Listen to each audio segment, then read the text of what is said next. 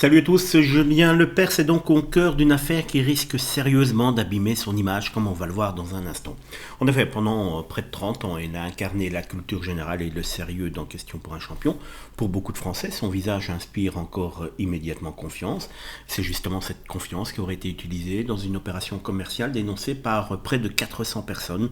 Le procédé est redoutablement efficace.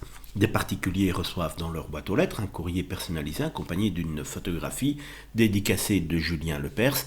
La lettre leur annonce qu'ils sont potentiellement bénéficiaires d'une rente de plus de 3 300 € par mois pendant 25 ans. Au total donc 1 million d'euros. Évidemment, face à une telle promesse, certains appellent le numéro indiqué, mais une fois au téléphone, aucun million ne les attend. On leur propose plutôt de souscrire à un abonnement d'une cinquantaine d'euros par mois afin de participer à des tirages groupés de l'euro million.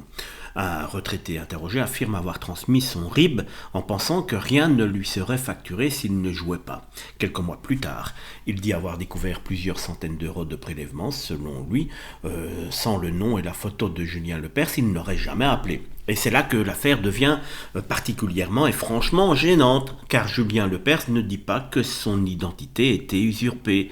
Contacté par le Parisien, il affirme au contraire assumer à 100% son rôle de parrain et assure que toute l'opération est légale et vérifiée. L'organisateur reconnaît envoyer plusieurs milliers de courriers chaque semaine depuis maintenant plus de 20 ans et confirme que Julien Lepers est rémunéré pour l'utilisation de son image. Alors, peut-être que tout respecte juridiquement les petites lignes, mais moralement la question reste entière. Est-il acceptable d'utiliser la popularité d'un animateur apprécié pour attirer des personnes vers un abonnement dont certaines ne disent ne pas avoir compris le véritable coût? Près de 400 signalements sont désormais recensés. Julien Lepers affirme que tout est légal. Lui, les personnes concernées, elles, parlent d'une présentation trompeuse. Alors, opération commerciale parfaitement légale ou confiance du public honteusement exploitée?